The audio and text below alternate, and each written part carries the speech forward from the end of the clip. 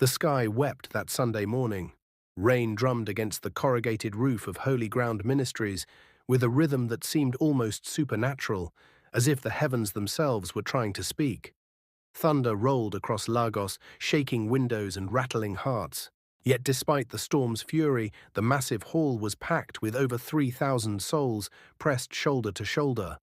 The air was thick with rain-soaked clothes, expensive perfumes, and the sharp scent of desperation. Women in their finest lace fanned themselves. Men in Agbada robes clutched their Bibles with white knuckles. Children squirmed, sensing something electric in the atmosphere, something not quite right. The worship team had been playing for 40 minutes, drums pounding in complex rhythms, guitars wailing with borderline frenzy. The lead singer screamed into the microphone until veins stood out on her neck. "He's coming. Prepare the way." At the back of the hall, Elizabeth Okonkwo watched it all with eyes that had learned to see beyond surfaces. 28 years old, a graduate with a degree in mass communication, she had been attending Holy Ground Ministries for exactly 7 months. 7 months of watching, questioning, and slowly beginning to understand that something was terribly wrong. She hadn't always been this way. Elizabeth had come here as a true believer, seeking answers after her younger brother fell ill with a mysterious sickness hospitals couldn't cure. Someone at work had told her about Prophetess Patricia, about Mama See It All, about the woman who could look into your soul and see what even you couldn't see. So Elizabeth had come, and what she'd seen had changed her life, but not in the way anyone intended. Now, as whispers rippled through the congregation like wind through tall grass, Elizabeth felt fear settle in her belly like a stone. "She's coming. Mama is coming. I can feel the anointing already." The lights dimmed. The worship team reached crescendo and then, as if cut by an invisible knife, went silent. For a moment, there was nothing but rain and 3,000 people breathing as one. Then she appeared. Prophetess Patricia emerged from behind the purple velvet curtain. She was nearly 6 feet tall, built like someone who had never missed a meal, yet she glided rather than walked. Her white and gold robes flowed around her like water. Her skin was dark as midnight and seemed to absorb light rather than reflect it. Her eyes, impossibly large, seemed to see everything and everyone at once. The congregation erupted. People screamed, wept, ran forward with outstretched arms, desperate to touch even the hem of her garment. Ushers in purple suits struggled to maintain order. "Mama! Prophetess! See me, Mama!" Patricia kept her eyes fixed forward, her face set in divine detachment. When she reached the altar, a massive platform covered in purple carpet and surrounded by candles, she raised one hand. Silence fell like a hammer.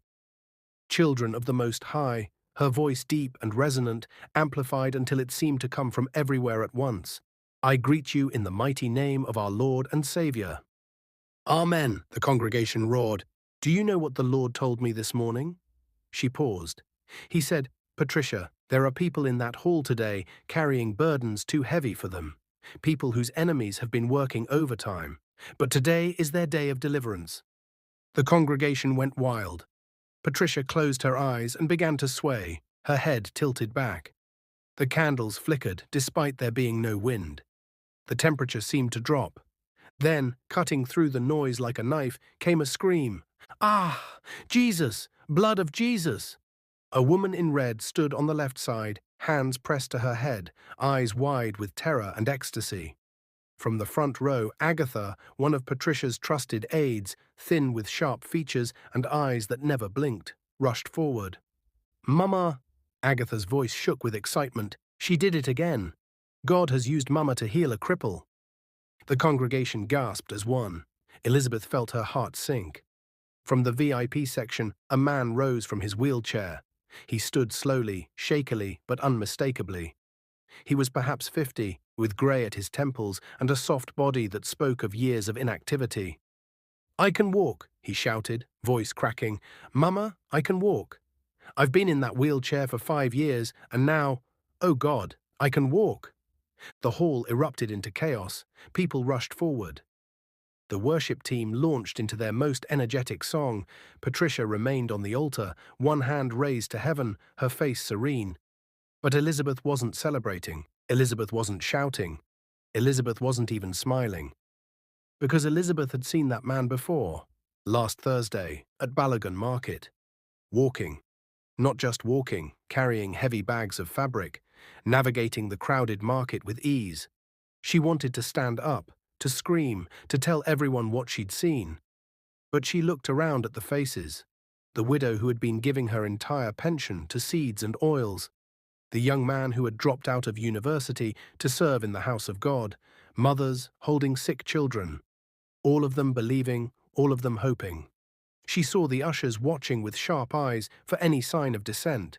She had seen what happened to doubters, called out publicly, accused of carrying spirits of unbelief, physically removed from the hall. So Elizabeth sat back down. She forced a smile. She clapped when everyone clapped. But inside, a fire had been lit. Inside, a decision had been made.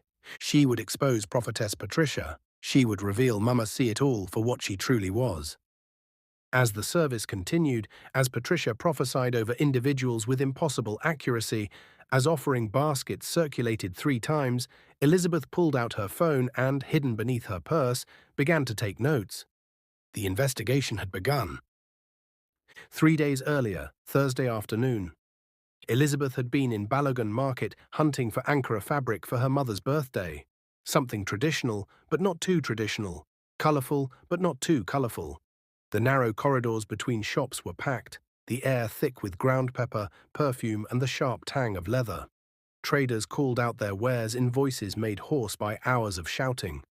She'd been moving from shop to shop, rejecting fabrics for reasons only her mother would understand, when she stepped out of a store and collided with someone. Sorry, the man said, stepping back quickly. He was large, perhaps in his 50s, with a round face that looked like it smiled often. But what caught Elizabeth's attention was what he carried. 2 massive plastic bags filled to bursting with fabric, so heavy the handles cut red marks into his palms. Yet he carried them with ease, navigating through the crowd with surprising agility. No problem, Elizabeth had replied, stepping aside. She'd watched him for a moment, steady walk, confident stride, no limp, no hesitation, no sign of physical impairment whatsoever. Then she'd dismissed him from her mind and continued her quest. But now, sitting in that crowded bus on her way home from the church, that memory returned with crystal clarity. The same round face, the same body type, the same man. Except on Sunday he'd been supposedly crippled for 5 years. Elizabeth's phone buzzed, her younger brother Chidi calling from the hospital. Sister Liz, how was church? It was educational. Mama See It All do any miracles today? She healed a cripple, Elizabeth said flatly. Wow, serious. See, I told you. Chidi, the man was fake. Silence. Then, how you know? I saw him last week at Balogun Market, walking, carrying heavy loads. Ah, Sister Liz, disappointment in his voice. Maybe it was someone who looked like him. It was him, Chidi. Or maybe he was healed before and the sickness came back. You know these spiritual things. Chidi, sister, I'm not saying you're lying, but you need to be careful. You know what they say about doubting men of God. Elizabeth closed her eyes and counted to 5. Even her brother, educated and intelligent, had been so thoroughly indoctrinated that obvious fraud couldn't shake his faith. Touch not my anointed, the shield that protected every charlatan in a cassock. I have to go, Chidi. That night, Elizabeth opened her laptop and created a new folder titled Project Exposure. She began typing everything she could remember about the fake healing, every detail, every observation, every inconsistency. Her cousin Ngozi, a nurse who shared the apartment, stood in the doorway watching. You're really going to do this, Ngozi said. It wasn't a question. Yes. You know how dangerous this is? Remember that journalist who tried to expose that other pastor? They nearly killed him. He had to leave the country. I know. And you still want to do it? What choice do I have? Elizabeth looked at her cousin. Ngozi, you should see them. The way they believe. The way they give everything. There was a widow there today. I've seen her before. She comes every Sunday with her last money, buying seeds and oils, believing her breakthrough is coming. How can I just stand by? By protecting yourself, Ngozi said flatly. Lizzie, these people, Mama See It All and her crew, they're not going to just let you expose them. They have too much to lose. That's why they need to be stopped. Ngozi was quiet for a long moment. Finally, she sighed. Then at least be smart about it. Document everything. Keep backups. Don't tell anyone else. And Lizzie? Her voice became deadly serious. If at any point you feel unsafe, you stop. Immediately. Elizabeth nodded, though she wasn't sure it was a promise she could keep. She wrote until her eyes burned and her fingers ached. When she finally closed her laptop, she felt something she hadn't felt in months. Purpose. But as she lay in bed, unable to sleep, listening to rain start again outside, she couldn't help but wonder, what would Mama See It All do when she found out? And how long before she did?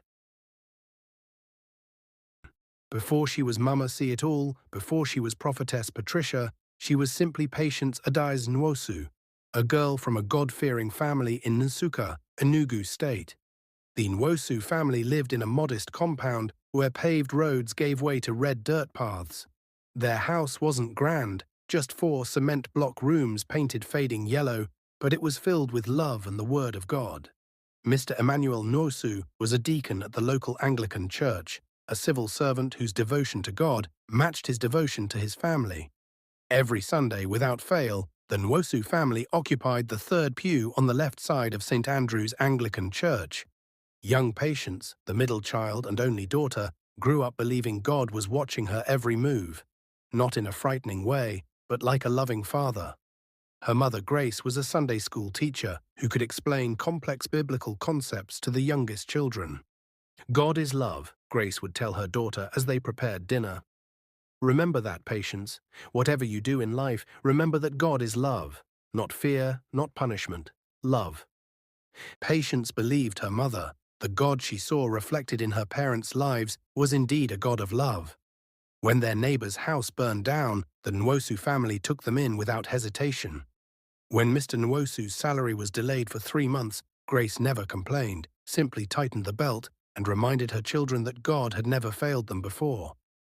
Patience absorbed these lessons like a sponge. By 8, she knew the Lord's Prayer and could recite large portions of Psalms from memory. By 10, she was helping her mother teach Sunday school. By 12, she was leading the children's choir, her clear voice bringing tears to the eyes of older church members. That girl is going to do great things for God, the elders would murmur. Mark my words, she's anointed. Patience believed them. She would lie awake imagining herself as a great evangelist, traveling the country, bringing souls to Christ. She saw herself preaching to massive crowds, saw the sick being healed, saw the broken being restored, all through God working through her. When Patience was 15, something happened that seemed to confirm these beliefs. A visiting evangelist named Mother Esther came to preach. A woman with a reputation for prophetic accuracy that bordered on supernatural.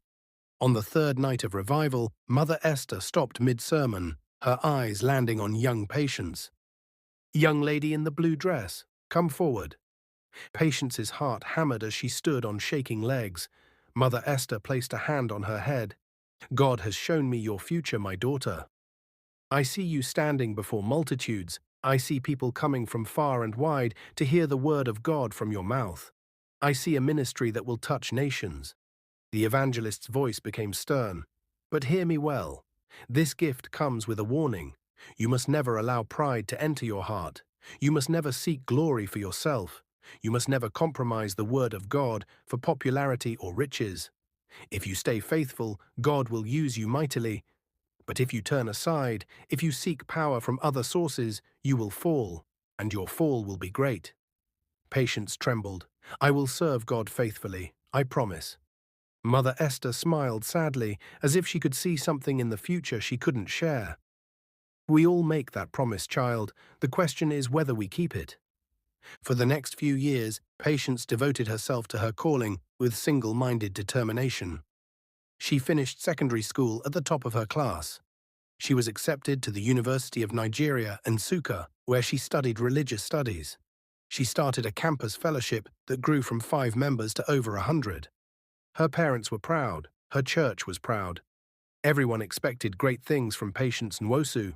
But after university, reality hit like a slap. Patience moved to Lagos with dreams of starting a ministry. She rented a tiny room in Ajagunle and began building what she believed would become a great church. She called it New Dawn Ministries, a new dawn of true worship, genuine miracles, authentic Christianity. The irony would only become apparent years later. For the first Sunday service, she arranged 20 plastic chairs in a small rented hall.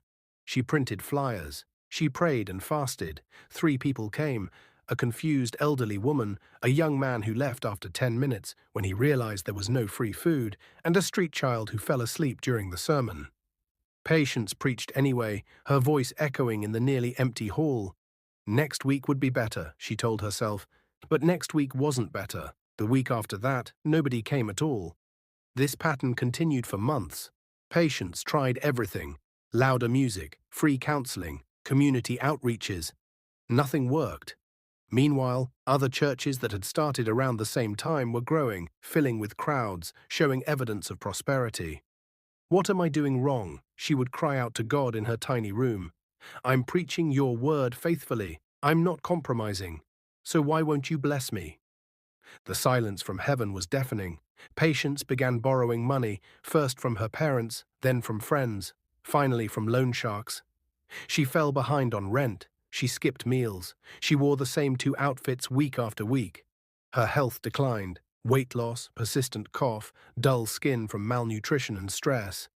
Still, she persisted, because quitting would mean admitting the prophecy had been wrong, that God hadn't really called her, that all those years of devotion had been for nothing. 2 years passed in this manner, 2 years of empty chairs and unanswered prayers, 2 years of watching other pastors drive past in nice cars while she walked because she couldn't afford bus fare. On a particularly difficult Thursday evening, 3 years into her ministry, Patience sat in her room counting the offering from Sunday. 350 naira. Not enough to buy a decent meal, much less pay rent or keep the ministry running. Her landlord had given her an ultimatum: pay 3 months' rent by the end of the week or be evicted. Her parents couldn't send more money. Her father's retirement meant they were barely surviving. Her friends had stopped taking her calls. The loan sharks were sending men with barely veiled threats. Patience looked at the 350 naira, then at the eviction notice, then at the bowl of Gary and groundnut that was her dinner for the 3rd night in a row. Something inside her broke. "God," she screamed at the ceiling, "what do you want from me? I've given you everything. And for what? For this?" She gestured at her tiny room with its peeling walls. For failure? For poverty?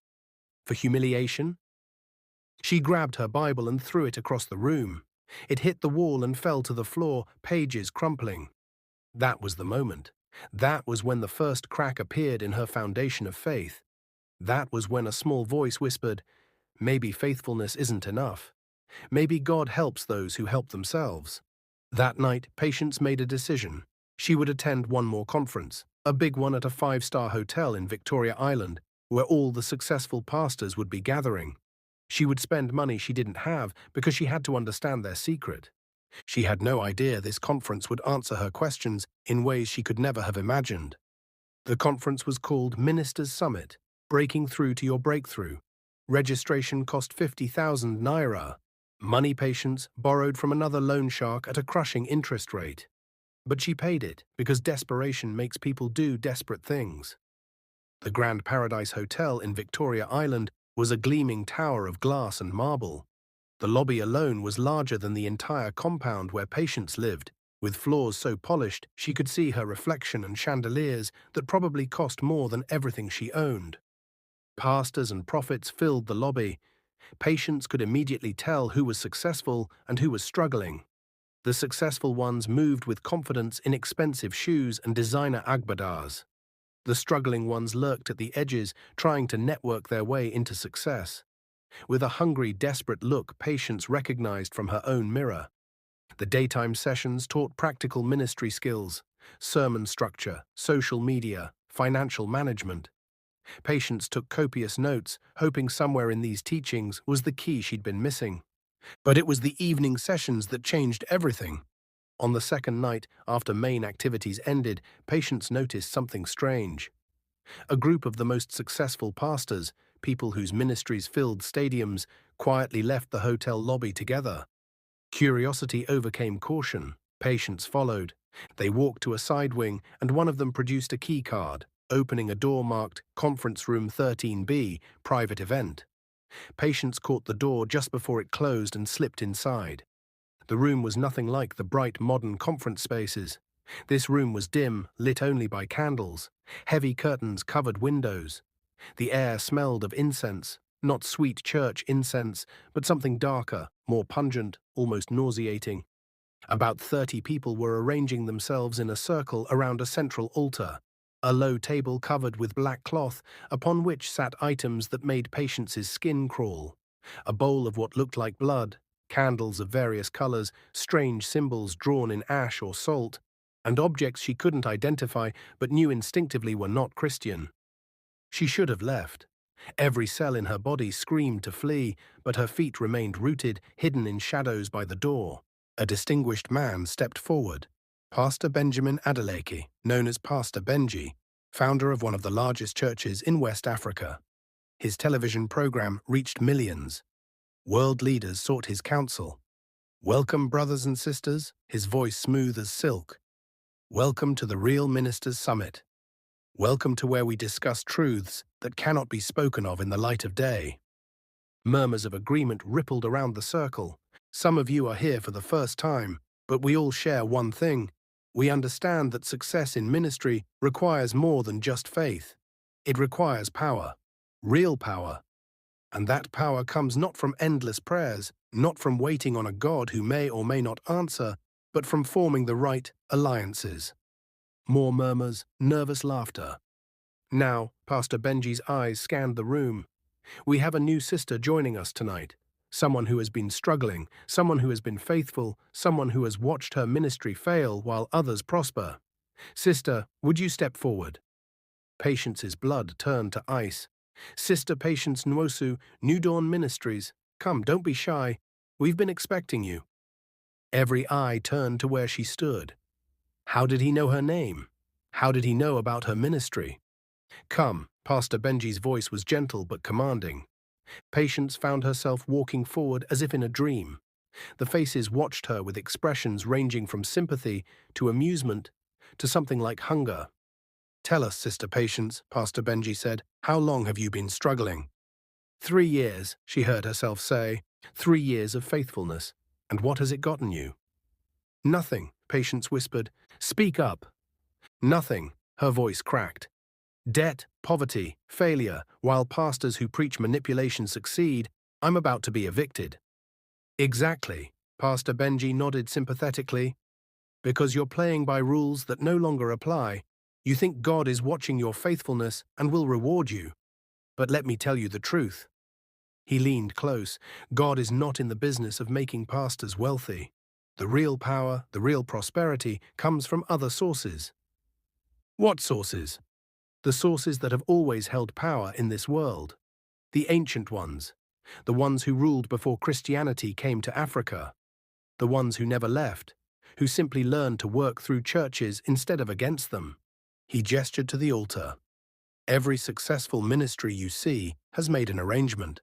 Somewhere along the way, they stopped relying solely on God and started accepting help from other patrons." "You're talking about demons," Patience said flatly.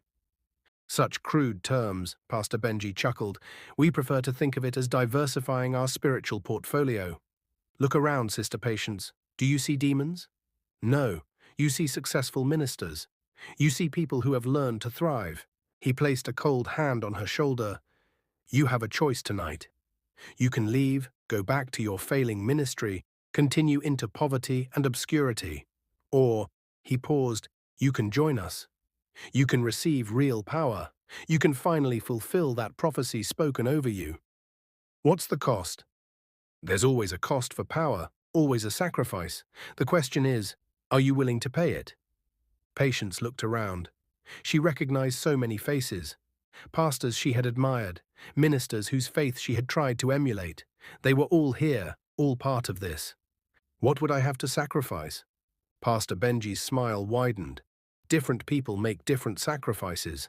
Some sacrifice their marriages, some sacrificed their children, and some, he looked directly at Patience, sacrificed their fertility. The words hit like a physical blow. You want me to give up having children? Not us, the powers. In exchange for bearing spiritual children, thousands of followers who will call you mother, who will revere you, who will give you their devotion and resources. One kind of fruitfulness for another. Since she was a little girl, Patience had dreamed of being a mother. She had imagined a house full of children, teaching them about God the way her mother had taught her. I can't, she whispered. Then you can't succeed, Pastor Benji said simply. You can walk away, no one will stop you. But if you do, you will return to your life of struggle, and nothing will change. The room was silent. 30 pairs of eyes watched, waiting. Patience thought of her tiny room, the eviction notice, the 350 naira. She thought of the prophecy, of Mother Esther's words about touching nations. She thought of her parents' disappointment if she returned home a failure. She thought of all the people she could help if she just had the resources, the power, the influence. And she thought of something else, something dark she would never admit. How much she wanted to prove everyone wrong. How much she wanted those who had ignored her to see her thriving. Pride, that was what it was, the very thing Mother Esther had warned about. What do I have to do? Patience heard herself ask. Pastor Benji's smile was triumphant. Just a simple ceremony, tonight, right here. The ceremony was horrifyingly easy. They made her drink something from the bowl. It tasted like copper and ash. They made her stand in the center while they chanted in languages she didn't recognize. They made her repeat words she didn't understand but felt in her bones were binding, permanent. And then she felt it. A presence entering the room, multiple presences. They were cold and old and hungry. One approached her, circling like a predator, then, with a sensation like ice water poured directly into her soul, it entered her. Patience screamed, not from pain, but from the wrongness of having something other take residence inside her body, behind her eyes, in the depths where only she should exist. The presence settled in like a parasite finding its host. She felt it examining her memories, her thoughts, her dreams. She felt it begin to change her, rewiring something essential about who she was.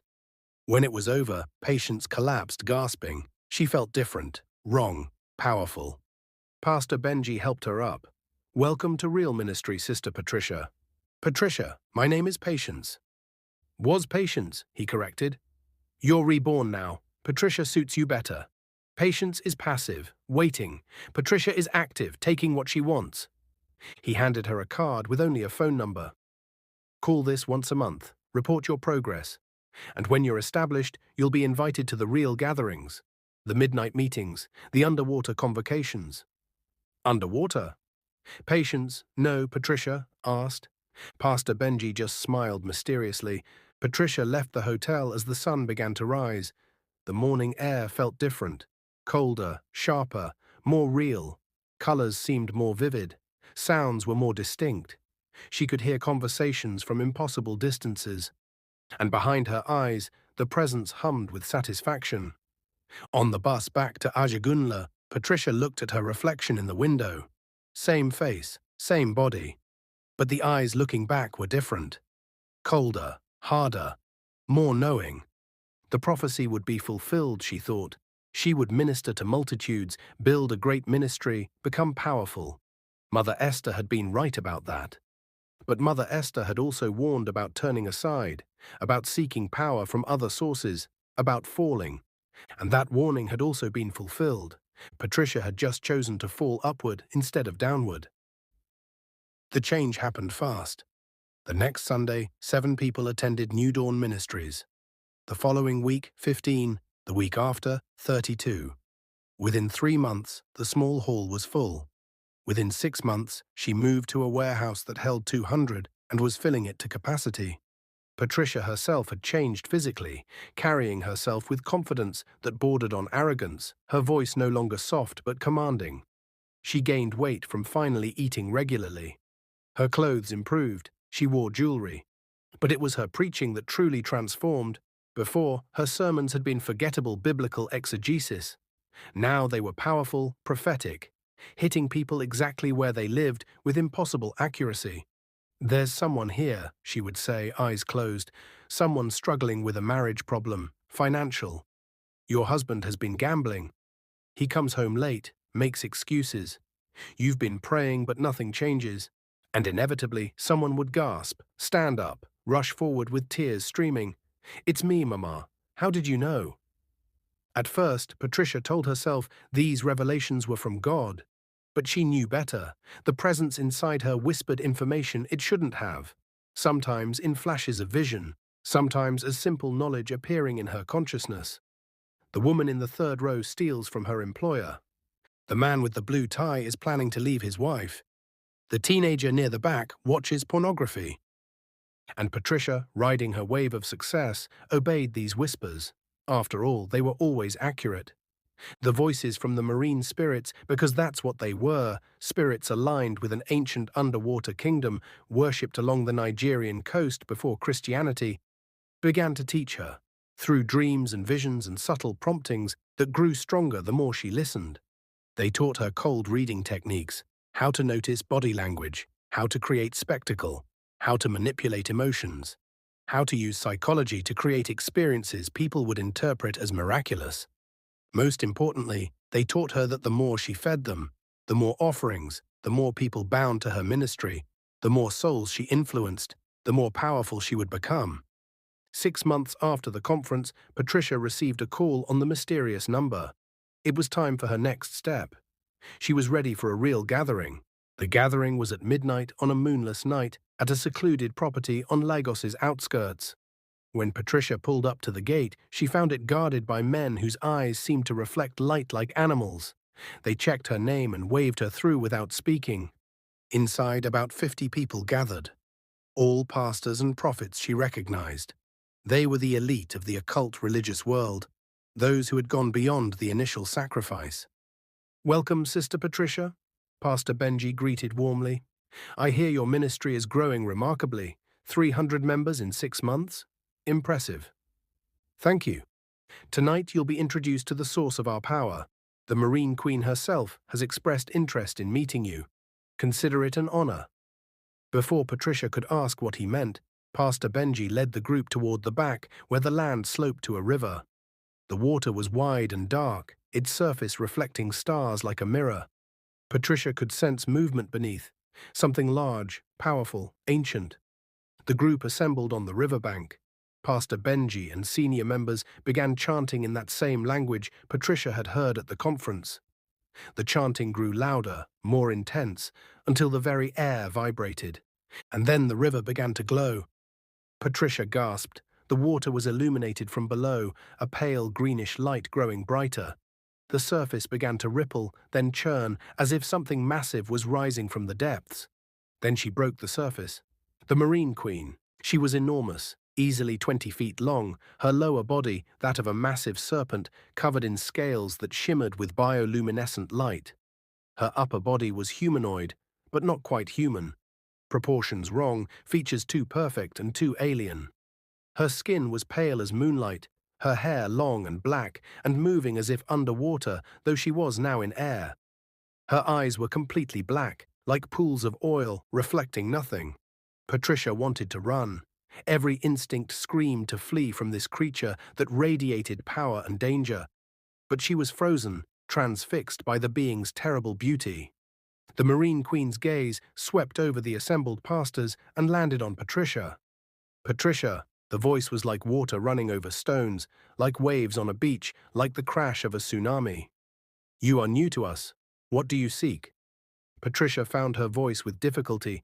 "Power, success, to fulfill my ministry." "And what will you give in return?" "I've already given my womb." The Marine Queen smiled, revealing teeth slightly too sharp, slightly too many. "That was your entry fee, child, but to rise higher, to truly become great, you must give more. Are you willing?" "What more?" "Your midnight hours. Once a week, you will come to the water. You will enter and come to our kingdom beneath. There you will learn from us. There you will be transformed. There you will become one of us." "One of you?" "Half human, half serpent, able to walk in both worlds. It's the only way to access full power."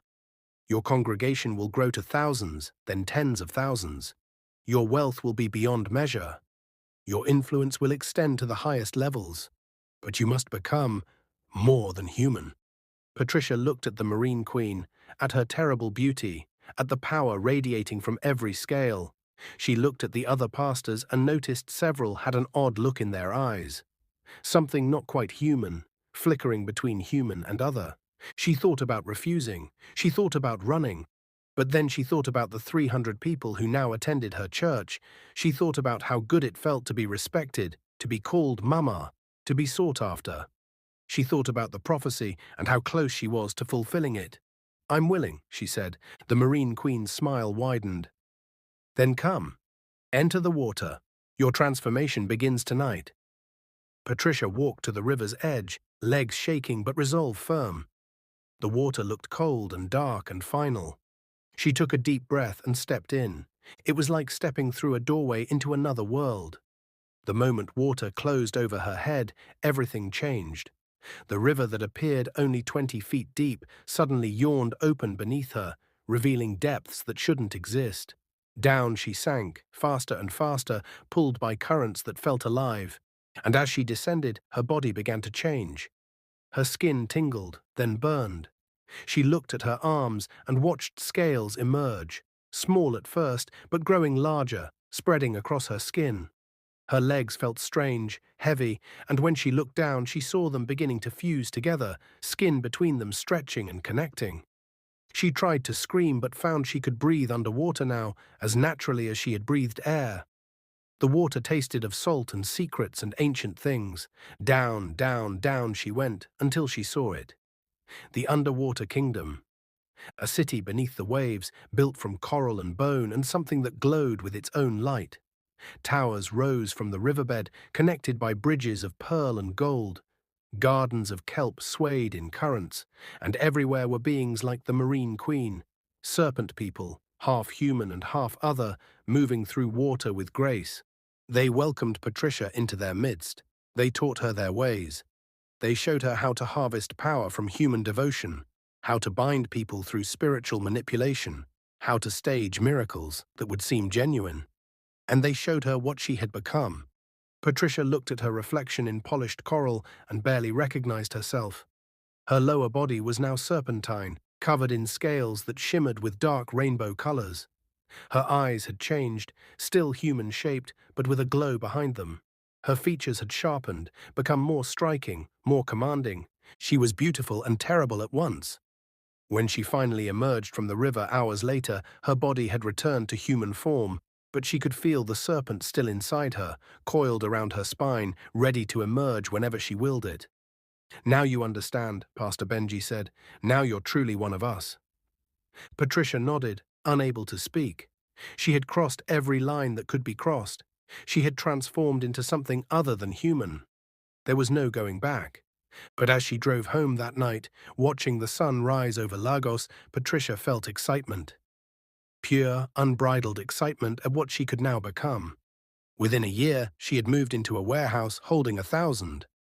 Within 2 years, she had built Holy Ground Ministries. Within 3 years, she was one of the most famous religious figures in Nigeria. And every midnight, once a week, she would slip into whatever water was near and return to the underwater kingdom, growing more powerful, more serpentine, more divorced from the girl she had once been. The prophecy was being fulfilled. She was touching multitudes. She was building a great ministry. But at what cost? Patricia didn't let herself think about that, because thinking about costs was for people who still had souls to lose, and Patricia wasn't sure she had one of those anymore. Present day, 3 years after Patricia's initiation. Sunday morning at Holy Ground Ministries was a production worthy of Hollywood.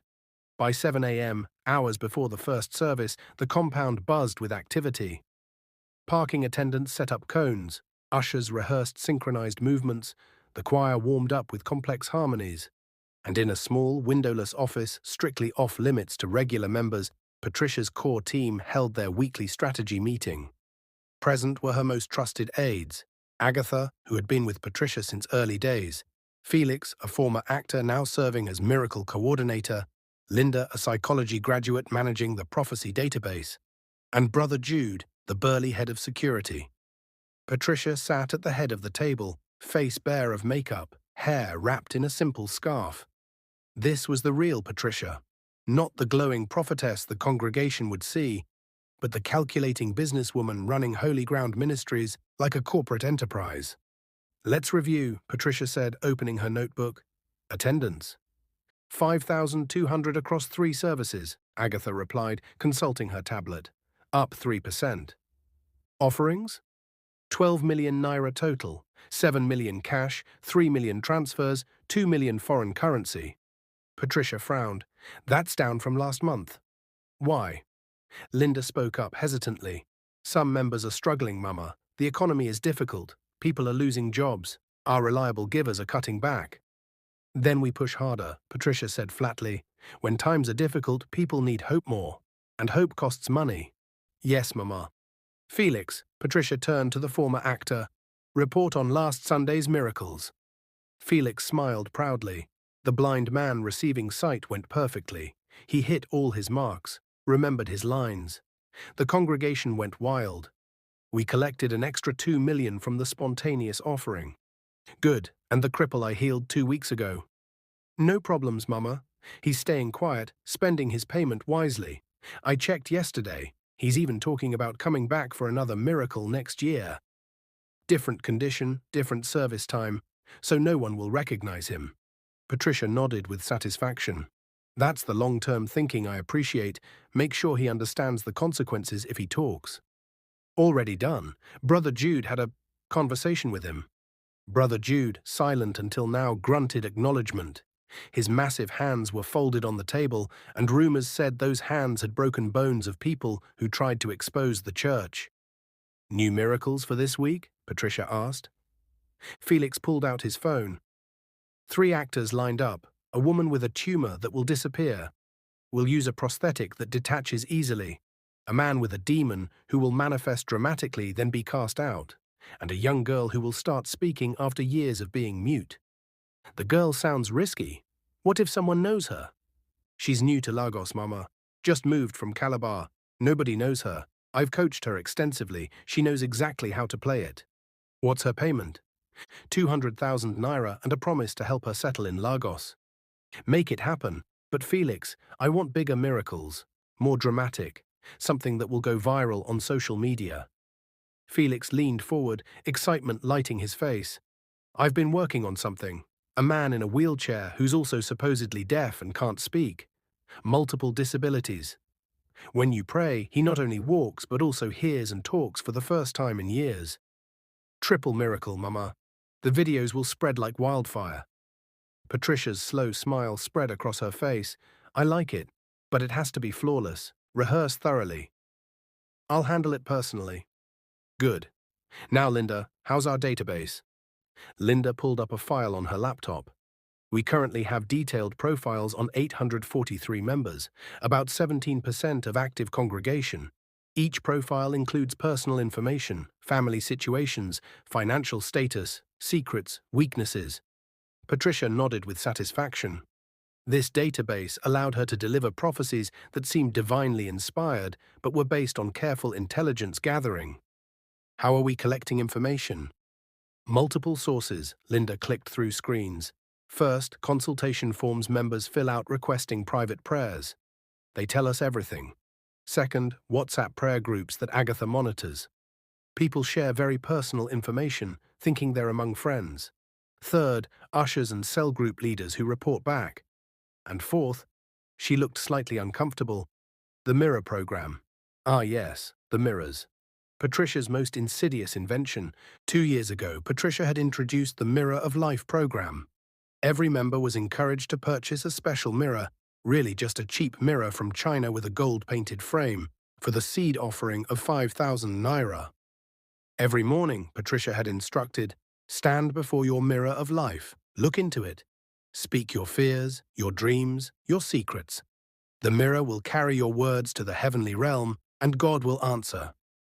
What she didn't tell them, through rituals performed in the marine kingdom, Patricia had bound each mirror to herself spiritually. When members stood before their mirrors and spoke, Patricia could sometimes tap into those conversations. She would see flashes, hear snippets, gain insights into their private lives. It was exhausting work, requiring hours in meditation, sifting through spiritual noise for useful information.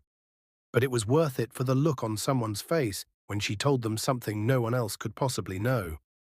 The mirror program is our most valuable asset, Patricia said, but we need to be careful. If anyone figures out what those mirrors really do, they won't, Mama, Linda assured. We've positioned it as completely spiritual, and members who benefit from your prophecies become our most loyal defenders. They'll fight anyone who questions the mirrors. Still, I want security tightened. No one outside this room knows how it really works. Yes, Mama. Now let's discuss product lines, holy water and miracle oil sales. Agatha pulled out a spreadsheet. Holy water, 4,000 bottles last month at 1,000 naira each. 4 million naira. Miracle oil, 1,500 bottles at 5,000 each, 7.5 million. Combined revenue from blessed products, 11.5 million per month. Nearly 12 million naira from bottles of tap water and vegetable oil that cost virtually nothing to produce. The markup was astronomical. We need new products, Patricia said. The water and oil are staples, but people get bored. They want something new. I have ideas, Felix offered. Blessed candles for financial breakthrough, anointed cloth for healing, special soap for spiritual cleansing, even blessed pens for students taking exams. I like the pens, Patricia said. Education is important to our members. Parents will pay good money for anything they think will help their children succeed. Develop that first. What about prayer package pricing? Agatha asked. Some members complain the packages are too expensive. Patricia's expression hardened. Let them complain. Prices stay as they are. Bronze package, 10,000 naira for group prayer. Silver, 50,000 for private 15 minutes with me. Gold, 200,000 for hour-long deliverance. Platinum, 1 million for full spiritual consultation with follow-up prayers for a month. Mama, that's more than most members earn in a year, Linda said softly. Then they should learn to sow more sacrificial seeds, Patricia replied coldly. Besides, the ones who can't afford platinum aren't our target demographic. I want to cultivate the wealthy, business owners, politicians, executives. They're the ones who can give consistently and substantially. The meeting continued for another hour, covering everything from altar call choreography to offering announcement timing to social media management. Every detail of Holy Ground Ministries was planned, calculated, optimized for maximum emotional impact and financial return.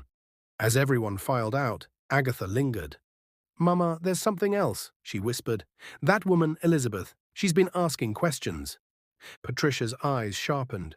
What kind of questions? About the miracles, about finances. She's been talking to older members from before we really took off. I think she's investigating us. I know, Patricia said calmly. Let her investigate. The Marine Queen already gave me instructions on how to handle her.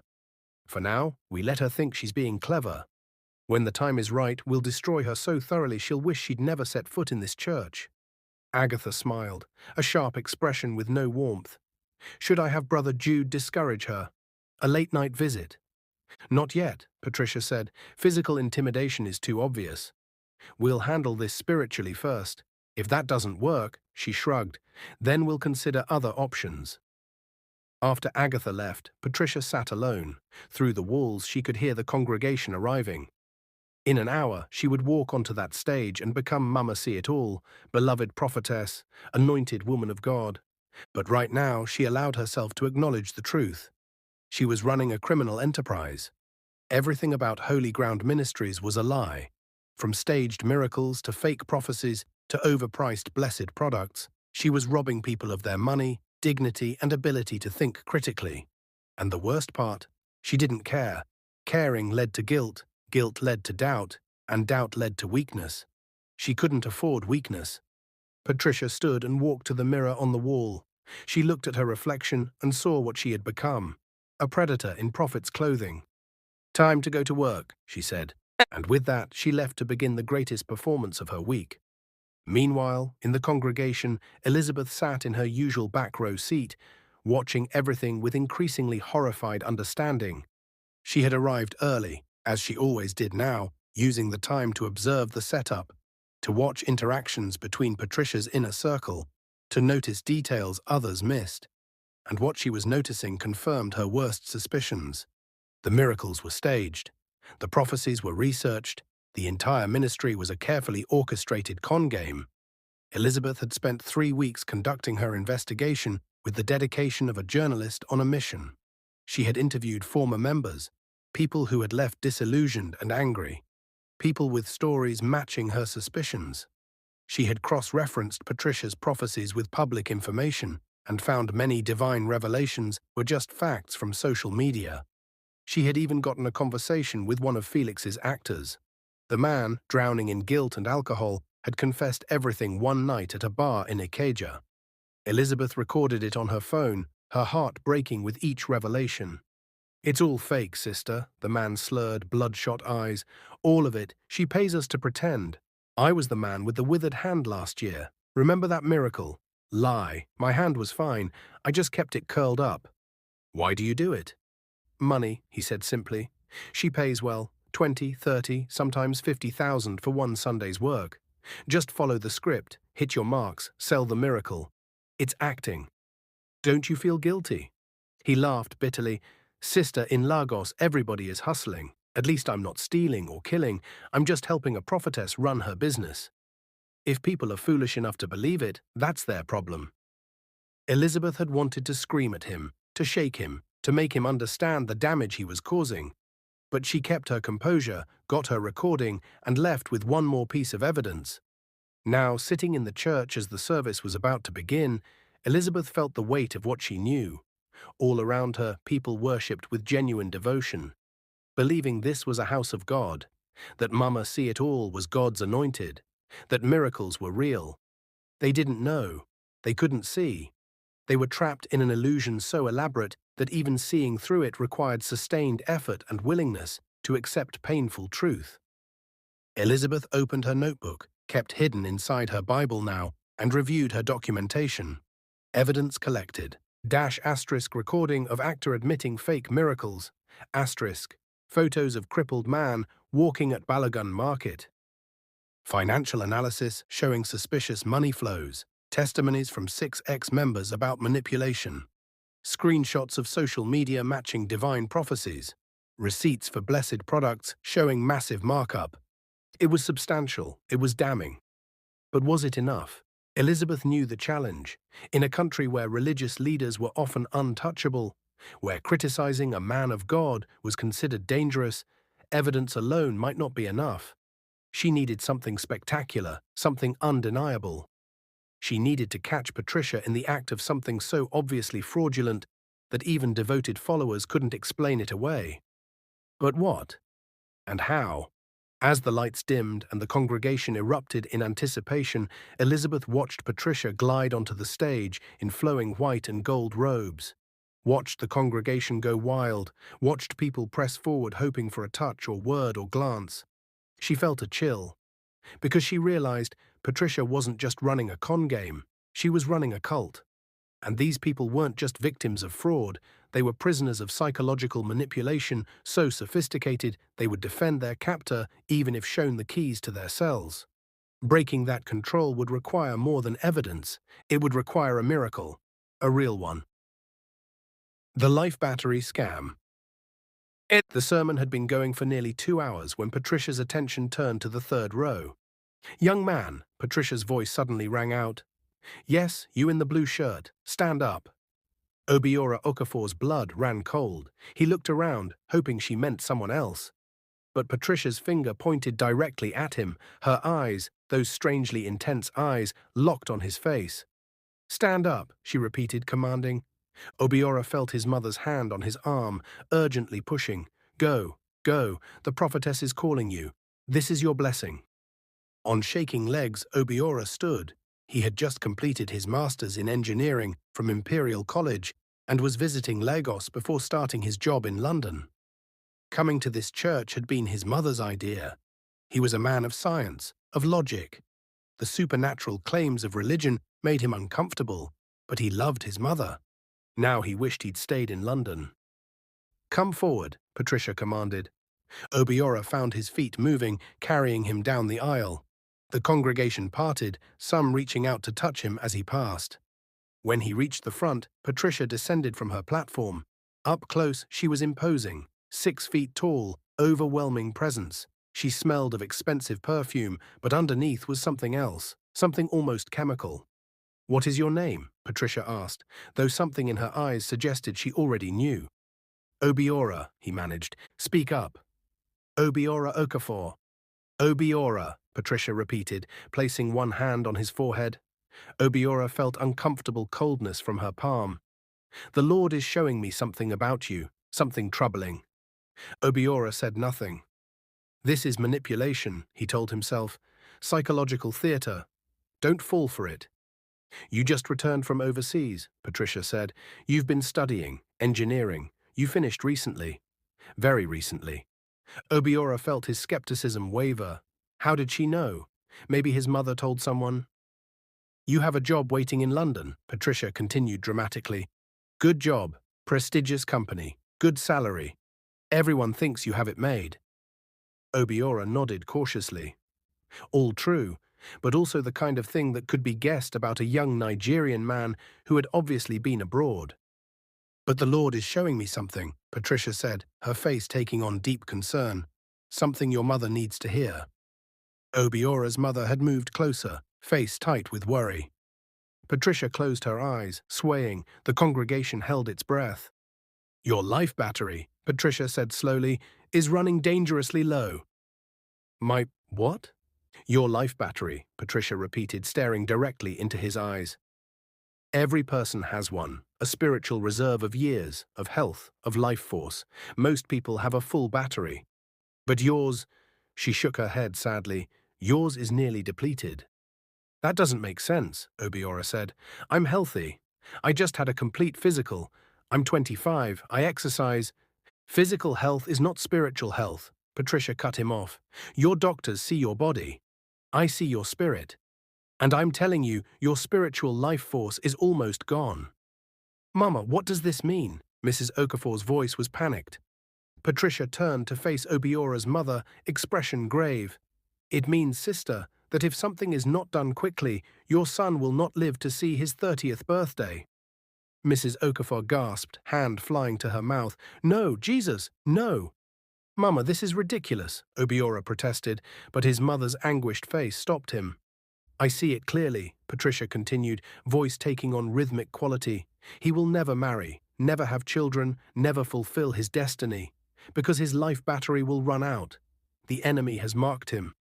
There is a death sentence hanging over his head." The congregation went silent except for Mrs. Okafor's sobbing. "But Mama," Mrs. Okafor pleaded, "what can we do? There must be something." Patricia paused as if listening to a voice only she could hear. "There is something, but it will require a great sacrifice." "Anything," Mrs. Okafor said immediately. Patricia looked at Obiora, eyes somehow both sympathetic and calculating. "To recharge your life battery requires a substantial offering. The Lord is telling me," dramatic pause, "that you must sacrifice a cow." "A cow?" Obiora blinked. "Yes, a living cow, to be slaughtered as an offering. It represents life given so that you may receive life.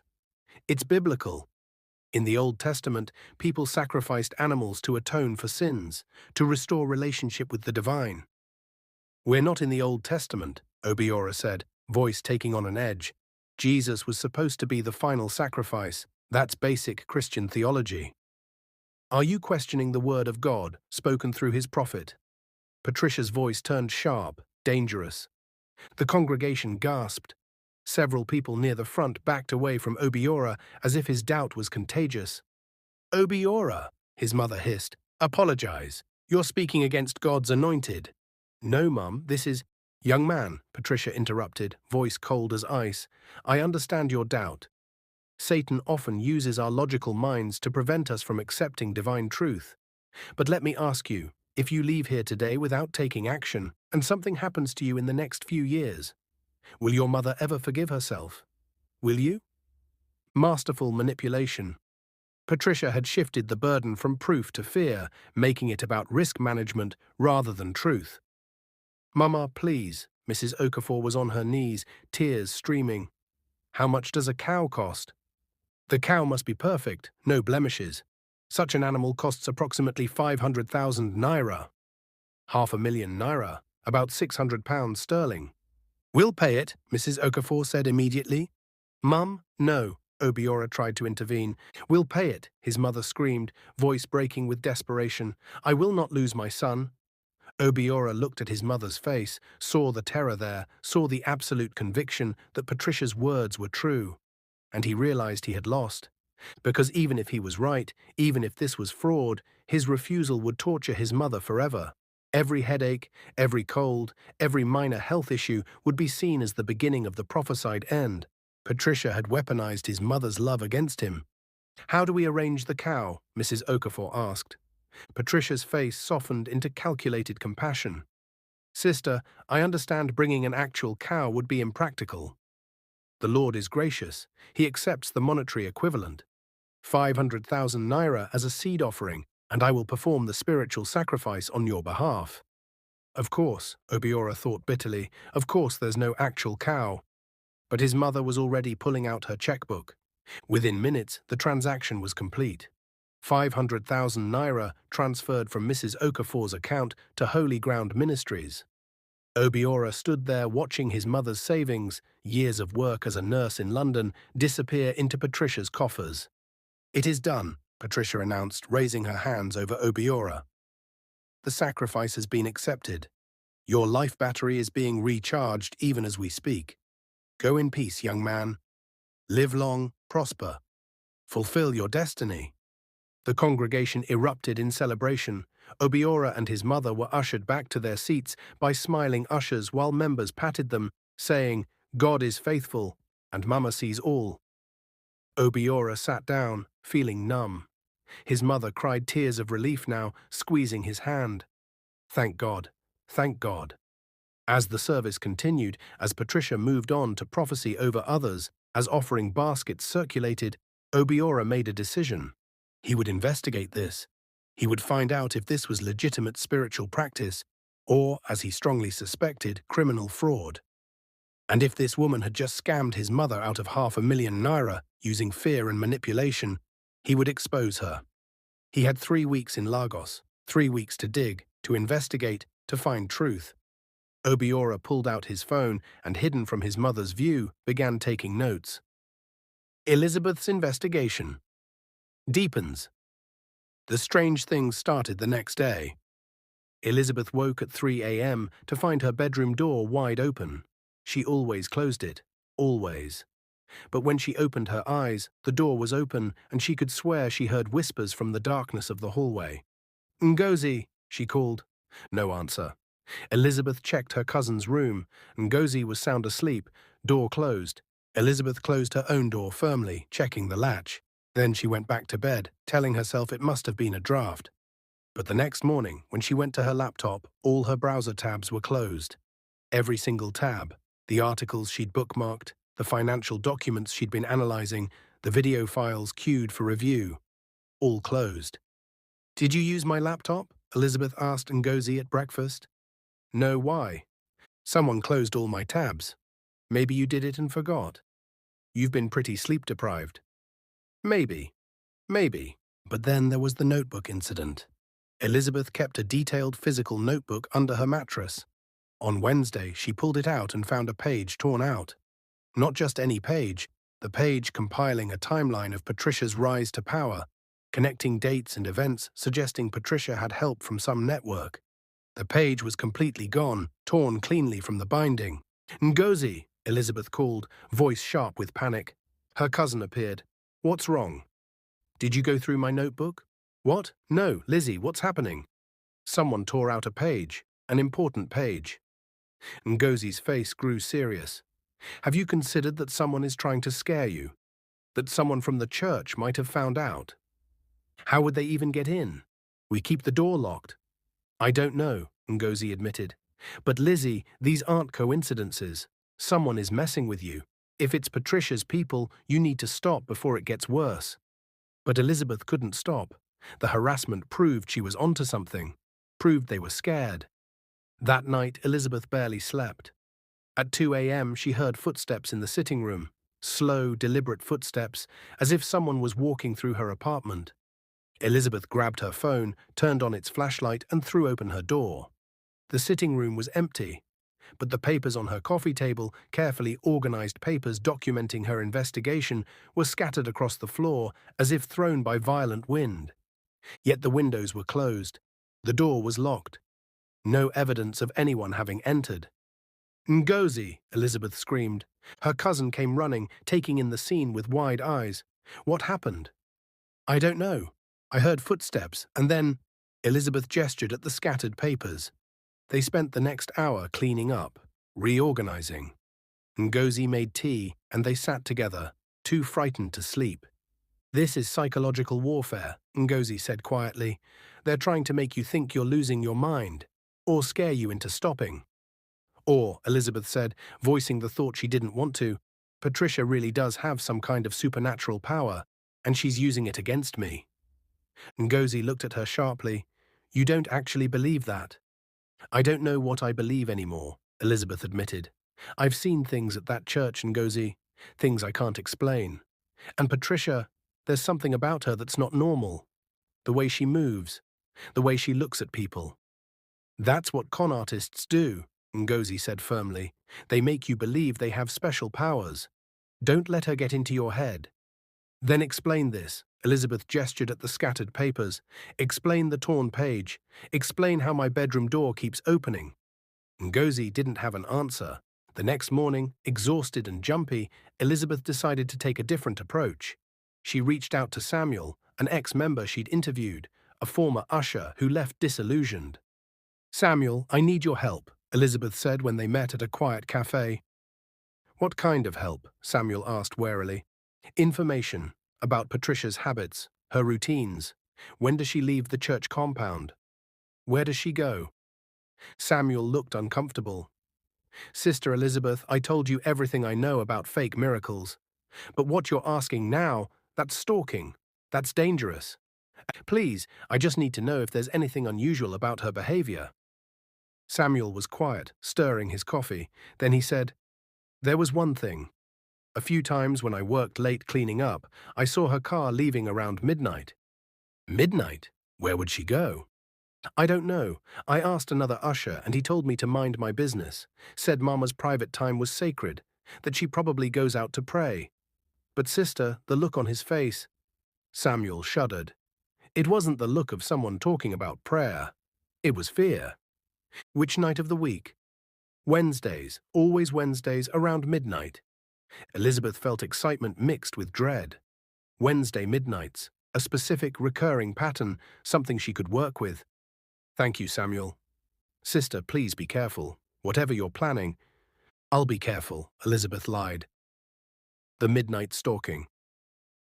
That Wednesday night, Elizabeth prepared. She dressed in dark clothes, black jeans, dark blue t-shirt, black hoodie. She packed her phone, fully charged with plenty of storage, a small flashlight, a notebook, a pen. At 10 p.m., she left her apartment, telling Ngozi she was going to a late-night prayer meeting at a different church. Ngozi looked skeptical but didn't argue. Elizabeth took a taxi to Lekki, to the area where Patricia's mansion was located. She had learned the address through property records. The mansion was in an exclusive estate, surrounded by high walls and security.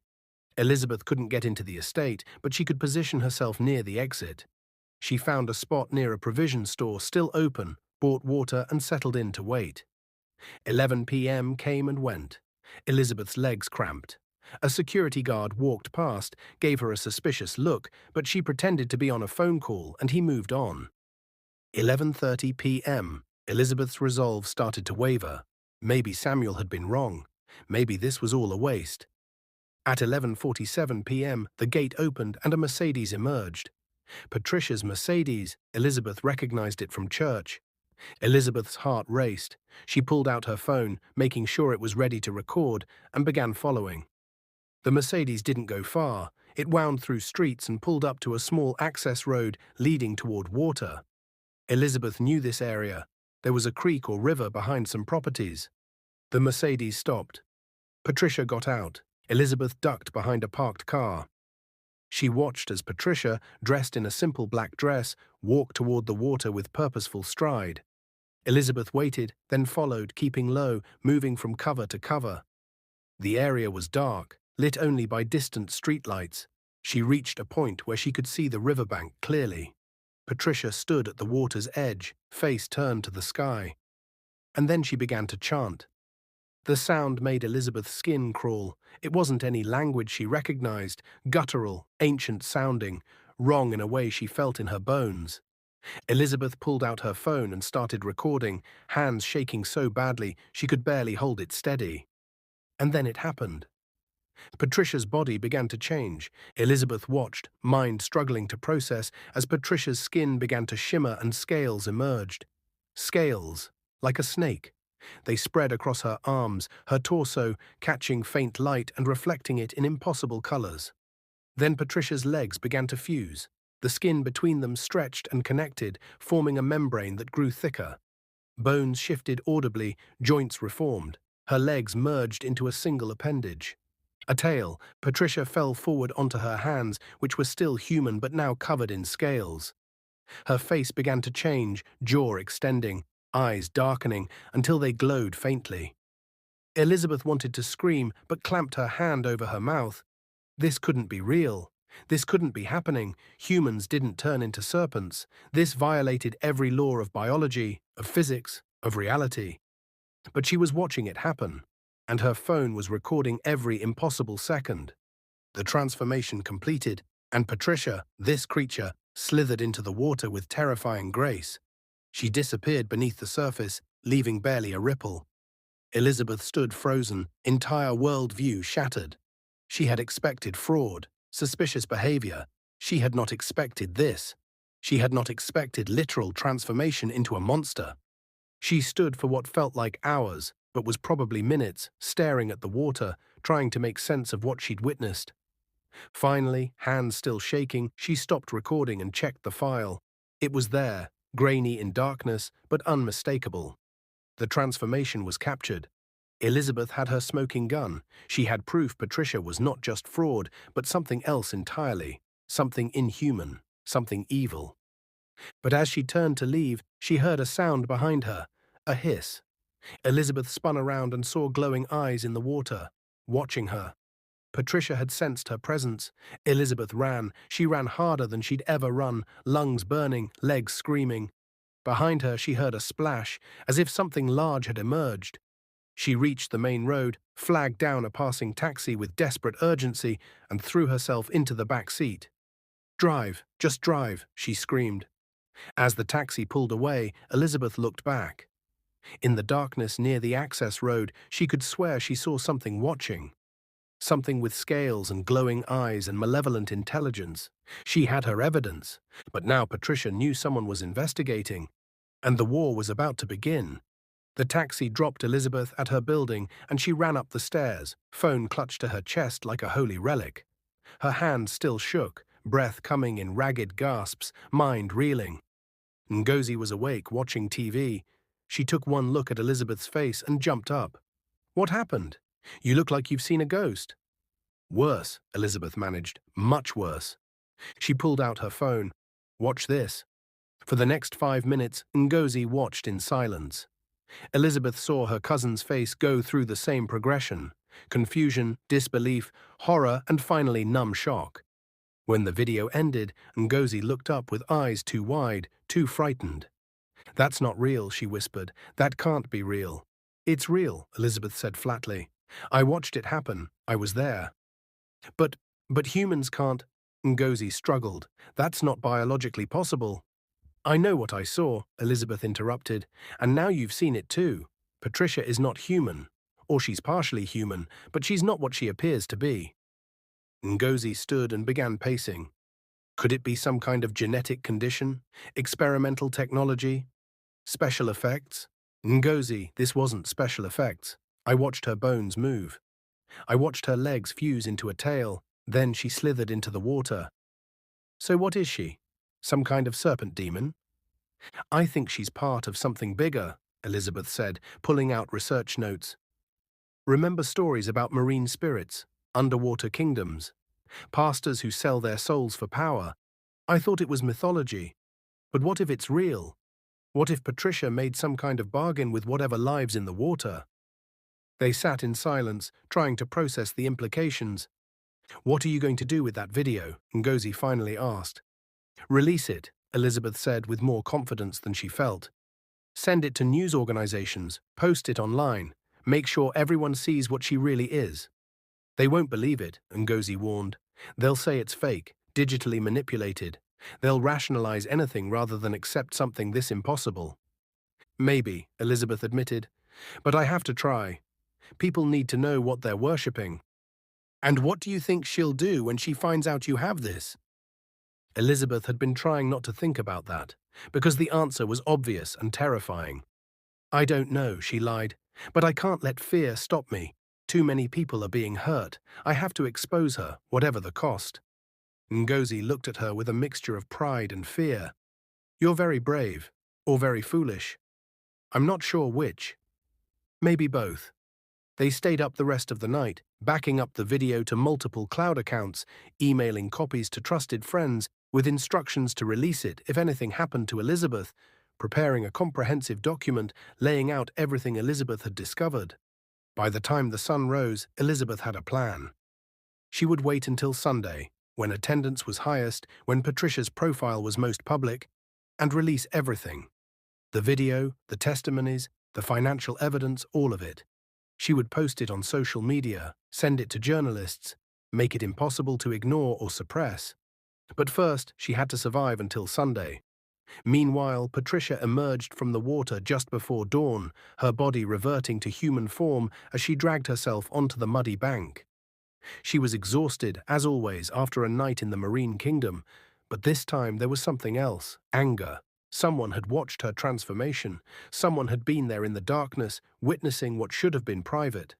She had sensed the presence, distinctly human spiritual signature, filled with fear and determination. But by the time she surfaced to investigate, whoever it was had fled. Patricia made her way back to her mansion, mind racing. Who had seen? How much had they seen? And what would they do with that knowledge? The Marine Queen had warned her exposure was always a risk. When that happens, you must act decisively. Hesitation is death.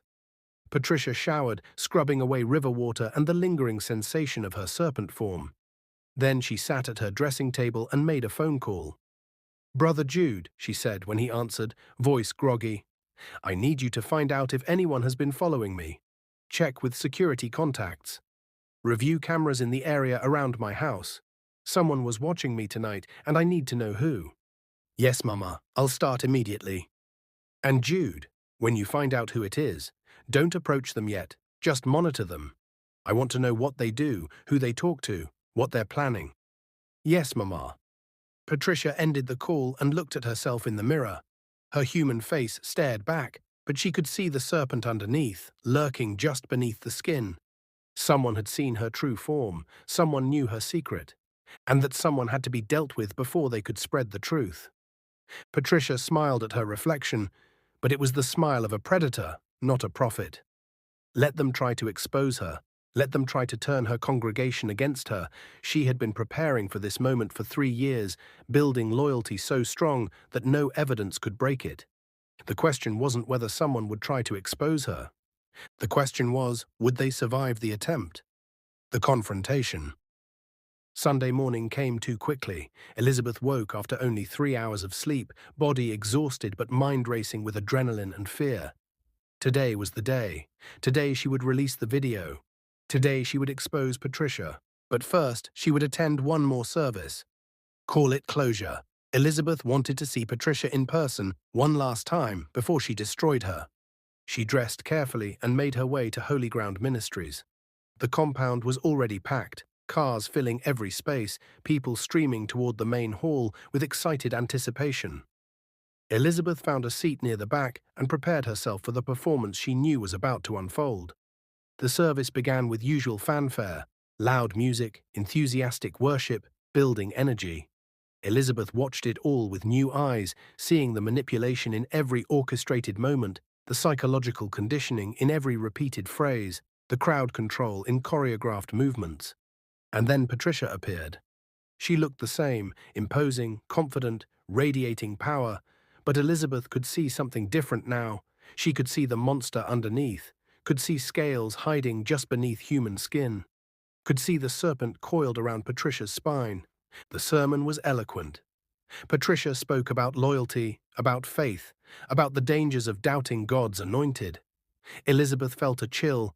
Was Patricia sending her a message? Did she know? As the sermon concluded and offering was collected, Patricia suddenly stopped mid-sentence. Her eyes scanned the congregation with intensity that made people shift uncomfortably. And then her gaze landed on Elizabeth. "There's someone here." Patricia's voice rang out through speakers. "Someone who has been harboring doubt in their heart. Someone who has been working against this ministry. Someone who thinks they can expose God's anointed and go unpunished." Elizabeth felt her blood turn to ice. Around her, people began looking at each other, whispering, wondering who Patricia meant. "Stand up," Patricia commanded. "Let everyone see you." Elizabeth remained seated, heart pounding so hard it hurt. This couldn't be happening, not yet. Not before she'd released the video. "I said stand up." Patricia's voice took on supernatural quality, amplified beyond what speakers should produce. It seemed to vibrate in Elizabeth's chest, commanding obedience at a cellular level. Against her will, Elizabeth found herself standing. Her legs moved before her brain could stop them, responding to Patricia's command as if she were a puppet. 3,000 pairs of eyes turned to look at her. "Come forward," Patricia said, and again Elizabeth's body obeyed. She walked down the aisle, every step feeling like walking toward execution, while the congregation watched in tense silence. When she reached the altar, Patricia descended to stand before her, and Elizabeth was struck by how cold Patricia's presence felt, like standing near an open freezer. "What's your name?" Patricia asked, though her eyes suggested she already knew. "Elizabeth," she managed to say. "Speak up, Elizabeth." "Elizabeth Okonkwo." "Elizabeth," Patricia repeated, circling her slowly like a predator. "The Lord has shown me something about you. You've been investigating this ministry, haven't you? Taking notes, recording conversations, building a case." Gasps rippled through the congregation. "You think you've found evidence of fraud," Patricia continued. "You think you can expose me. Tell me, Elizabeth, why do you doubt? What makes you think you're wiser than thousands who believe?" "Because I've seen," Elizabeth started. "You've seen nothing." Patricia's voice rose to a shout.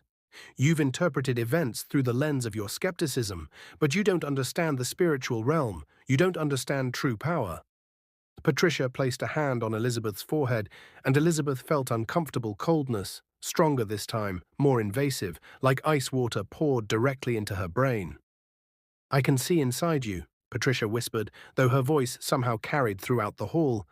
"I can see your fears, your doubts, your secrets. You think you're here to expose me? I'll expose you first." And then Patricia began speaking things no one should have known. "You lost your virginity at 17 to a boy named Amika. You've never told anyone because you're ashamed." Elizabeth felt her face burning with humiliation. How did Patricia know that? "You cheated on your final exam in university, just once on a statistics test. You've carried the guilt ever since." "No, this was impossible. You had an abortion when you were 22, a pregnancy from a relationship going nowhere. You've never forgiven yourself." Elizabeth felt tears streaming down her face. The congregation murmured, some in shock, some in judgment. Her most private secrets, her deepest shames, laid bare before thousands. "This is what happens," Patricia announced to the congregation, "when you come against God's anointed. Your secrets are exposed. Your sins find you out. Let this be a lesson." But something in Elizabeth broke in that moment. Maybe it was the humiliation. Maybe it was the anger. Maybe it was simply that she had nothing left to lose. "You want to talk about secrets?" Elizabeth heard herself say, voice stronger than she thought possible. "Then let's talk about yours." The congregation fell silent. Patricia's eyes narrowed dangerously. "On Wednesday night," Elizabeth continued, pulling out her phone with shaking hands, "I followed you. I watched you, and I recorded what you really are." She pulled up the video and held the phone high so nearest people could see the screen. The video played, grainy and dark, but unmistakable. Patricia standing by water, Patricia chanting, Patricia's body beginning to change. The congregation closest to Elizabeth leaned in, faces registering confusion, then shock, then horror. "That's fake," someone shouted. "It's edited," another voice called. But others were silent, watching with dawning horror as the video showed Patricia's transformation into something inhuman. Patricia's face had gone completely blank. Not angry, not defensive, just blank. Like a mask fallen away to reveal nothing underneath. "Give me that phone," she said quietly. "No," Elizabeth said, backing away. "Everyone needs to see this. Everyone needs to know what you are." "Give me that phone." Patricia's voice exploded through the hall with supernatural force. Speakers screeched with feedback. Light bulbs overhead burst, raining glass. The ground itself seemed to vibrate. People screamed and scrambled away from the altar. Ushers rushed forward, trying to maintain order. And Patricia was changing. Right there in front of 3,000 people, in broad daylight, Patricia's human disguise began to slip. Her eyes darkened, whites swallowed by blackness. Her skin took on that shimmering quality, scales beginning to push through. Her movements became too fluid, too serpentine. "You want to see what I am?" Patricia's voice had taken on that layered quality, as if multiple beings spoke through her. "You want to expose me? Then look. Look at what real power looks like." The transformation was incomplete. She was stuck between human and serpent, face distorted, body half-scaled, eyes glowing with malevolent power. She looked like something from a nightmare, a creature that shouldn't exist. The congregation erupted in chaos. People fled for exits, stampeding over each other in panic. Others fell to their knees, praying or crying, or simply paralyzed with fear. The worship team abandoned their instruments. Ushers forgot their training and ran. Elizabeth stood frozen, phone still in hand, recording everything. This was it. The complete, undeniable exposure of Patricia's true nature. No one could rationalize this away. No one could explain it as special effects. But Patricia wasn't finished. She raised one scaled hand and pointed at Elizabeth. "You've ruined everything," she hissed, voice barely human. "Years of work, years of building, destroyed by one nosy girl with a camera." "You ruined yourself," Elizabeth said, finding courage she didn't know she had. "You made the choice to become this.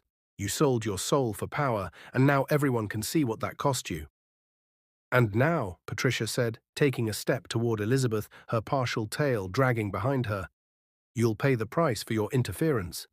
She lunged forward with surprising speed, hands, half human, half clawed, reaching for Elizabeth's throat. But before she could make contact, something remarkable happened. The remaining congregation members, those who hadn't fled, who had stayed despite their fear, began to sing. It started with one voice, trembling but clear, singing an old hymn, "What a mighty God we serve." Then another voice joined, and another. Soon dozens of voices were raised in worship, not to Patricia, but to God, the real God, the one they had thought they were worshipping all along. The sound seemed to pain Patricia. She recoiled, transformation reversing slightly, serpent features retreating. The singing grew louder, more confident, filling the hall with something Patricia's darkness couldn't withstand. "Stop!" Patricia screamed, covering her ears. "Stop singing!" But they didn't stop. If anything, they sang louder. And in that moment, Elizabeth understood something profound. Patricia's power had always depended on deception, on people believing she was holy, anointed, chosen by God. Once that illusion was shattered, once people saw her for what she really was, her power diminished. The worship, true worship, directed at the real God rather than Patricia's false authority, was like sunlight to a vampire. It exposed her, weakened her, pushed back the darkness she embodied. Patricia fell to her knees, body convulsing as transformation reversed completely. She returned to fully human form, but she looked diminished now, smaller, less imposing. The supernatural aura that had always surrounded her was gone, leaving behind just a woman. Middle-aged, frightened, trapped by her own choices. "It's over," Elizabeth said softly, still recording. "Everyone knows now, everyone has seen." Patricia looked up at her with eyes that were human again, but filled with hatred so pure it was almost tangible. "This isn't over," she whispered, "not even close." Then she stood, and with whatever dignity she could muster, walked out of her own church, leaving 3,000 shocked congregants and one vindicated investigator behind. Aftermath. The video went viral within hours. Elizabeth hadn't even needed to post it herself. Dozens of people in the congregation had recorded Patricia's partial transformation on their phones. By Sunday evening, videos were everywhere. YouTube, Twitter, Facebook, Instagram, WhatsApp groups. Millions of views. Thousands of comments ranging from, "This is Satan's work," to, "I always knew she was fake," to, "This can't be real, must be CGI." But the sheer number of videos, all showing the same scene from different angles, made it impossible to dismiss as edited footage. Too many witnesses, too many cameras, too much evidence. By Monday morning, Patricia's church compound was surrounded by journalists, police, and angry former members demanding refunds. National news picked up the story. International media followed. Nigerian megachurch pastor revealed as shape-shifting serpent became a headline that sounded absurd but was backed by too much evidence to ignore. Patricia herself had vanished. Her mansion was empty, staff scattered, inner circle arrested or in hiding. Rumors circulated she'd fled to Ghana or Benin or had returned to the underwater kingdom permanently, unable to survive in the human world now that her cover was blown. Elizabeth gave interviews to every journalist who asked. She provided her full documentation, testimonies from ex-members, financial records, evidence of staged miracles. She became, almost overnight, the face of religious skepticism in Nigeria, the woman who exposed one of the country's most powerful spiritual leaders as fraud. But the fame felt hollow, because as days passed, as immediate shock wore off, Elizabeth began to see how many lives had been affected by Patricia's lies. She met with Mrs. Okafor, Obiora's mother, who was devastated to learn the life battery prophecy had been a scam. The woman had to be hospitalized for stress-related illness, her faith so shattered she could barely function. She heard from families who had given everything to Holy Ground Ministries, savings, homes, businesses, believing they were investing in spiritual futures. Now they were left with nothing, their financial security destroyed. She learned about people who had died because they refused medical treatment, believing Patricia's miracle oil would heal them. Children who had suffered because parents prioritized church offerings over food and school fees. Marriages destroyed by Patricia's manipulations. The body count, both literal and metaphorical, was staggering. Elizabeth stood in the empty hall of Holy Ground Ministries 2 weeks after the exposure. The church had been shut down pending investigation. The opulent decorations that had once made it look like a palace now seemed gaudy and cheap. The altar where Patricia had stood looked smaller, less impressive. Ngozi had come with her, providing silent support as Elizabeth processed everything that had happened. "Do you think we did the right thing?" Elizabeth asked quietly. "Of course we did," Ngozi replied. "You exposed a criminal. You saved people from continued exploitation. But look at what it cost them." Elizabeth gestured around the empty hall. "Their faith is destroyed. Their sense of reality is shattered. Some have lost everything." "Patricia destroyed their faith," Ngozi corrected. "Not you. Patricia stole from them. You just revealed the theft." "I know, but..." Elizabeth struggled to articulate the guilt she felt. They believed so strongly. And now that belief has nowhere to go. Some have told me they can't trust any church anymore. They can't believe in anything spiritual. I've turned them into cynics. "Maybe that's not the worst thing," Ngozi said thoughtfully. "Maybe a little healthy skepticism would have protected them from people like Patricia in the first place." They stood in silence. Then Elizabeth pulled out her phone and began recording a video. Not for social media this time, but as a message to anyone who might be watching. "My name is Elizabeth Okonkwo," she said to the camera.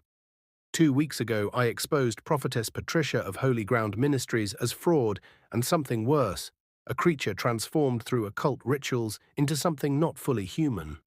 Many of you have asked me what lessons we should learn. Here's what I want to say." She took a deep breath and continued. "First, this doesn't mean all spiritual leaders are fake. It doesn't mean all churches are scams. It doesn't mean God isn't real or faith is foolish. What it means is that we need to be discerning. We need to use our minds as well as our hearts. We need to ask questions and demand accountability.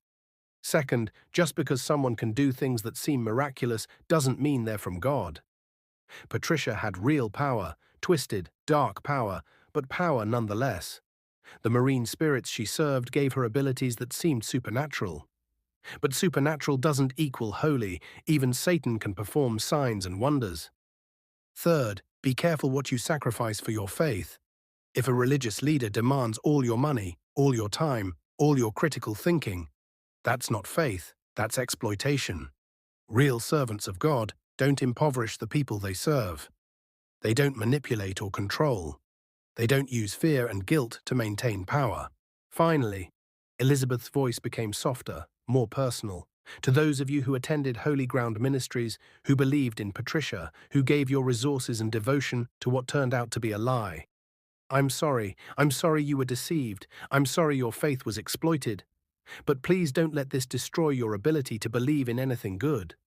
There are real servants of God out there, humble people who work without seeking fame or fortune, who genuinely care about others, who live lives that reflect actual divine love and compassion. Don't let Patricia's evil blind you to authentic goodness. She ended the recording and posted it, knowing it would be her last major statement on the Patricia scandal. She had exposed the truth. She had provided evidence. Now it was time to let others process and heal in their own ways. 3 months later, Elizabeth received a letter. It was handwritten, delivered by a courier who refused to say who sent it. The envelope was expensive, the paper heavy and cream-colored. Inside, in elegant script, was a message.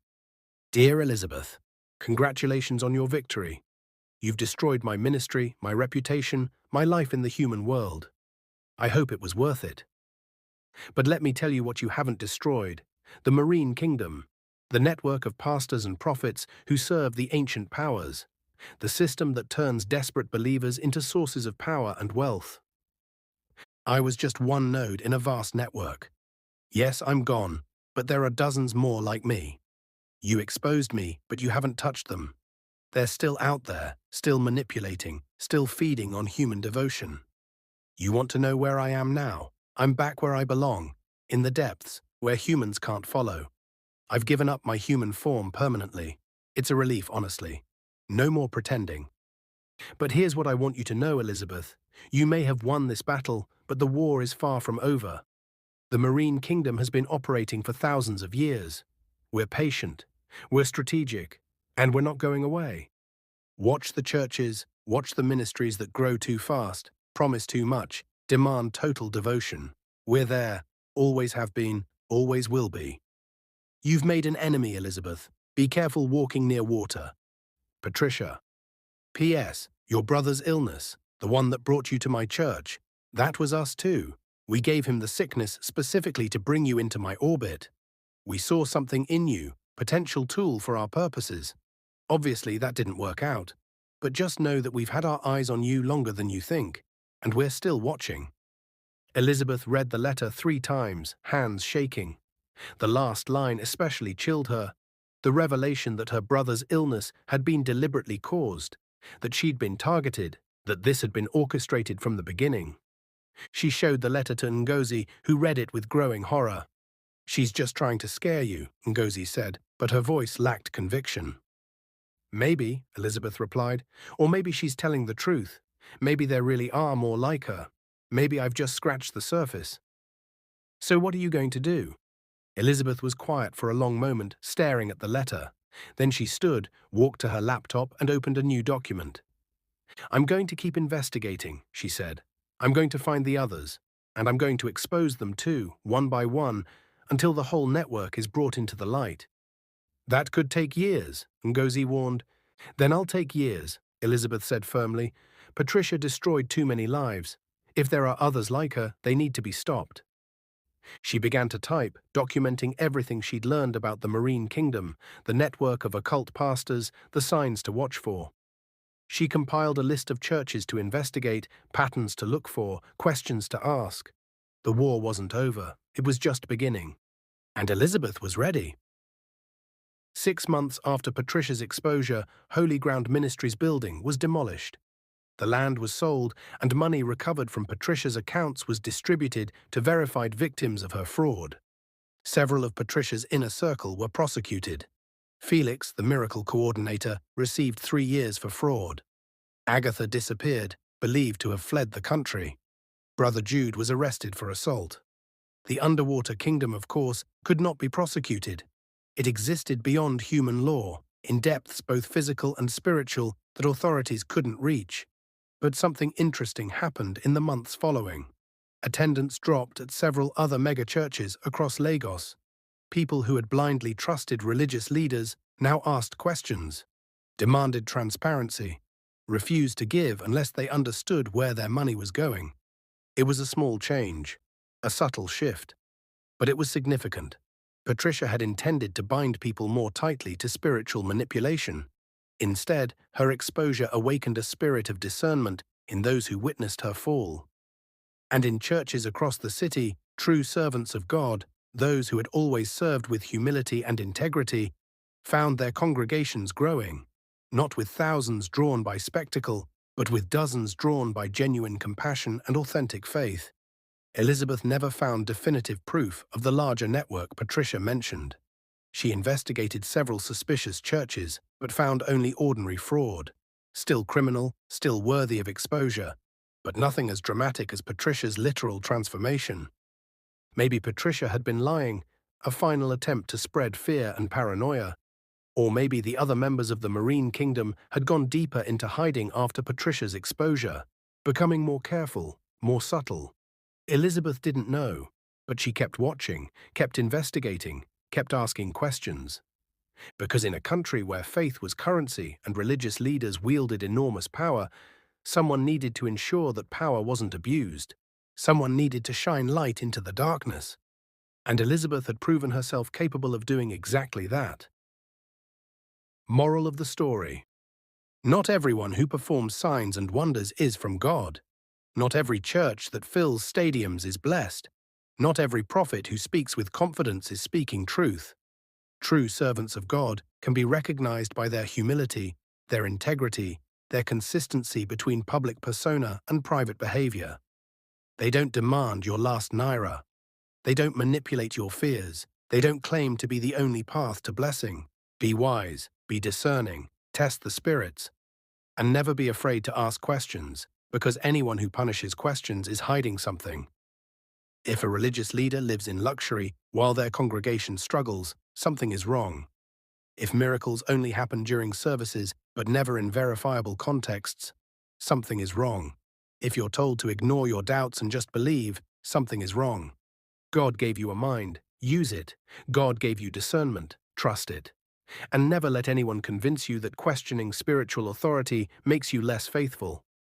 Sometimes the most faithful thing you can do is refuse to be fooled. Thank you for watching. If you enjoyed this story, please like, comment your thoughts, subscribe to the channel, and share this with someone who needs to hear this message. Remember, stay vigilant, stay faithful to truth, and never stop asking questions. Until the next story, may you walk in wisdom and discernment.